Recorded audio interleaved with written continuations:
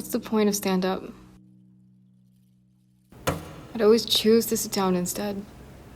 If I can sit down, I choose to lie down. Can't stand most of you anyways. You're sad. Am I? Yes, you are. Could you introduce yourself briefly? Can't you see through me by your supernatural psychological PhD power? Tell me, where are you from? It depends on... Depends on what? On time, race, gender, political position, social class, sexual orientation and identity, academic background, mom's background, mom.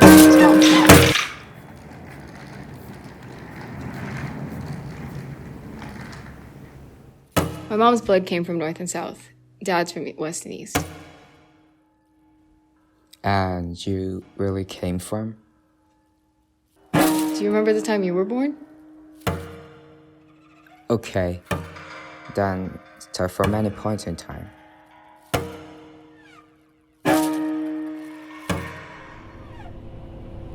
Every time, right after my show, I check my DM while I ride the bus home.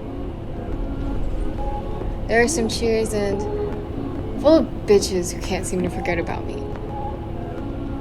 I used to ignore them. But hanging out with the staff over call, I was quite drunk afterwards. And then there was a message request from a burner account in my DM. Again. Listen here, you bitch. Get a grip and get help for your narcissism. I laughed so hard I almost choked my drink. Me, a narcissist. User AMSYAZ0410. There's only one out of that entire clique in high school that would still be snooping in my business after all these years. What a ride! Lovely memories of my youth. Thank you for these memories. How are you doing these days, Kay? So every time I get these kinds of DMs, I take a shot for every picture and message they send. That's how I became an alcoholic. I was too drunk and too high to stand up 24/7. There is no right time to start alcoholic therapy. You visit AA all by yourself. Yeah, I did. And that's the second biggest thing I regret the most in my life.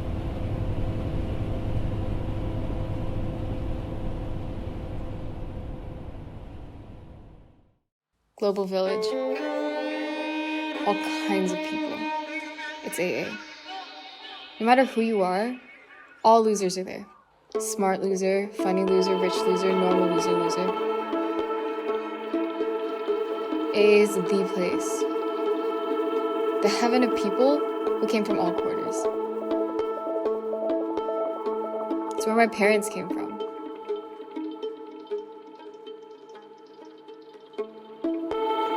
And I liked it. It felt like my hometown. It's true in half, though.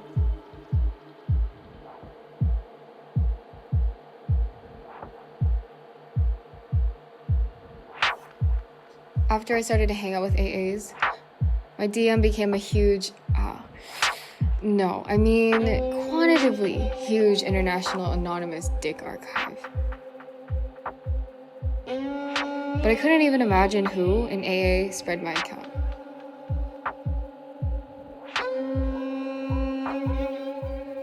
Of course, Kay didn't stop. Don't you think it's a bit sad how narcissistic you are, yet your job is stand-up comedy? You're a fucking joke. Kudos to Kay, but that was already established. I replied, oh, you're acting as if I wouldn't know it's you. You're not fooling anybody here, sweetheart. Where's your family then? Is there anyone to support you in an emotional way? I said I came from the quarters. It means nowhere. Then you better go back to the stage. No, to stand up and to do stand up. Do you think this is a proper job? Mumbling on the stage, providing losers emotional jerk off? I know it sounds inappropriate, but is that the essence of a lot of jobs? Goddamn, you're much better than me. Why didn't you debut? to be a psychotherapist. It's kind of the same as providing that one. But you're a professional, credentialed. Yes, I give my patients emotional jerk-off in professional way. You do the same, and every human needs it so desperately. What about mine? Who's gonna do that for me? I'm doing for you right now.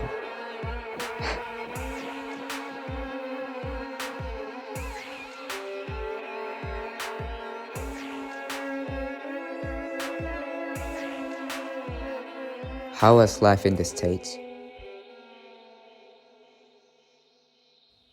Was it even life? What do you mean? What do you think it was like being a person of color in the whitest town? I don't know. In my DM dumpster, tons of strangers telling me, go back to your country, or mock my language or looks. I breathe and people are angry. Does this happen often?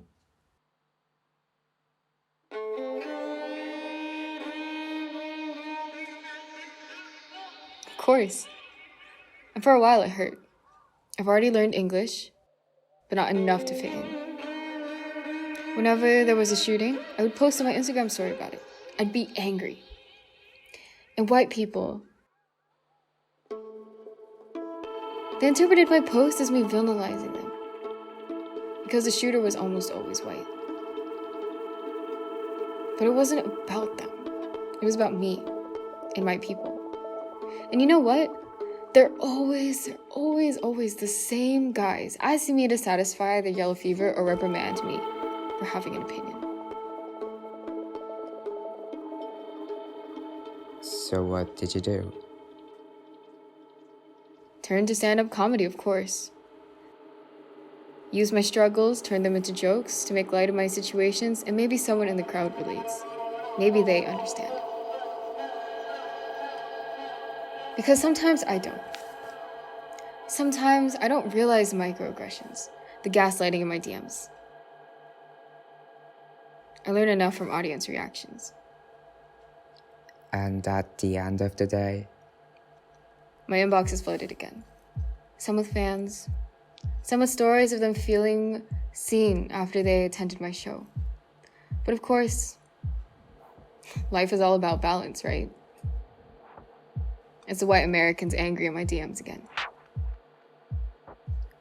What do they say? Lots of fuck yous, or telling me I don't know what I'm talking about. Those kinds of comments make me laugh. Who would have thought that I wouldn't know of all people? Honestly, if they were so offended, maybe some introspection would have done them good.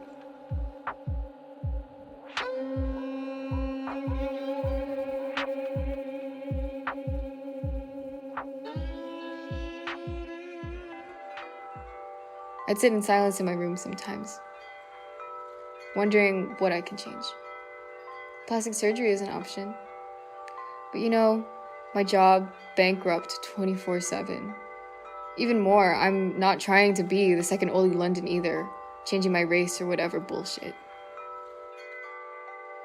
Honestly, I don't care too much when it happens. It's when I realize how often it has happened and that builds up. Then it hurts. And then I talk about it during my shows. And the cycle repeats. Is it good to your mental health? Why do you think I'm talking to you right now? I digress.